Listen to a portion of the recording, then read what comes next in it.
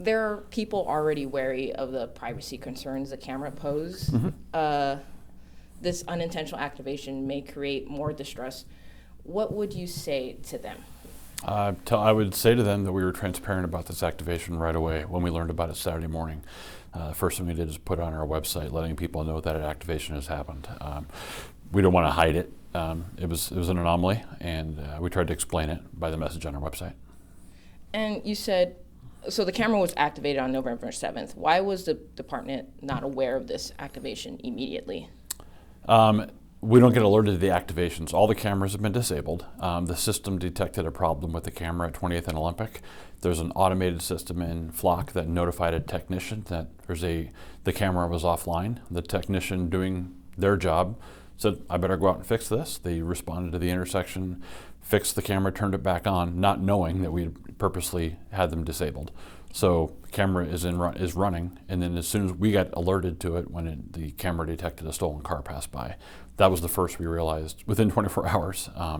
This detection came on, we realized this camera should not be on, so we notified Flock of that and had them disable that camera and make sure that the system now does not alert technicians when it detects an offline camera. And is there any information you can share about the stolen vehicle? Why did the Flock camera ping that vehicle? Was it a local one, or let's start with that. Yeah, I don't remember where the vehicle was stolen from, but it's vehicle was stolen. It passed through the intersection. The plate registered as a stolen vehicle, and dispatch got a notification in the system that a stolen vehicle just passed by the intersection. So that's how the system is supposed to work when it's properly used. And was there an arrest made from? There was an investigation. The officers located the stolen vehicle, investigated it, and the case was referred to the DA's office. Can you just give me the timeline events of when the Flock camera was activated and to the activation? Friday afternoon on November 7th is roughly when the alert came to the technician that the camera was offline, and the technician went out to repair the camera. The next morning, November 8th, we received an alert about 11:40 in the morning that a stolen vehicle had passed through that intersection. And dispatch was alerted to that and dispatched officers to the area to find the stolen car. So honestly, probably within 12 to 15 hours, we learned of it, and that's when we learned of it, we contacted Flock and asked them to turn off the camera and delete all data that was gained in that period of time so it can't be shared or searched. And you were made aware of the camera activation through Flock? Yes, it's a notifications, so officers can set up, dispatch can be notified if a stolen vehicle comes through an area. So it doesn't matter if it came through Lane County or Eugene or wherever the cameras are at. If it they had signed up for notifications a long time ago when we intended to start using the system. So the notification would come up letting us know that the stolen vehicle had come through on Saturday morning. Okay. Can you share any more about the vehicle and any information you have about that case? Aside from it just being a stolen car, which we get dozens of, I don't have any specific information. It was a stolen car, reported stolen, officers located it, contacted the driver, and tried to determine whether or not that person was responsible for stealing it or just happened to be driving it.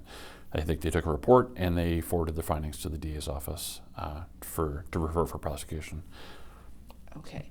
And so we sent out a photog to the scene, and we saw that there was a bag covering the device. Did you guys put the bag? No, I think Flock did that just to make sure that was addressed right away, because when we request a camera be taken down, it may take a little bit of time to go through the automated process. So I think out of an abundance of caution, it was covered up to make sure that we are properly turning off and disabling that camera recognizing any license plates until the system caught up with the work order to disable it. So we wanted to be proactive about it. So when we contacted Flock, they took measures to make sure that it was not going to capture any more data. Okay. I believe that's all of my questions. Was there anything else that I might have missed that I haven't asked? I don't think so. I think for the viewers, I think it's important to recognize that this was not an intentional act. This was done through an automated process of repairing a broken camera. The technician didn't know any better, so when the camera got reactivated, something we learned about. As soon as we learned about it, we wanted to share with anybody that went on the portal to look at that. We put that message on our website purposefully to make sure if somebody was checking that we were forthcoming about it ahead of time, and we didn't have to share that right away. We felt it was the right thing to do to share with people. So that's it. Just to double check, you said after the deactivation, did you guys get rid of the information that the camera collected while Yes. it was, okay. All information that was collected during the period it was on was deleted from the system, so we can't use it, and then nobody else could search for that data. It goes against the intent of us having a conversation with the community before we move forward with it. And if we're going to keep that trust, we had to make sure we took measures to ensure that we can be trusted.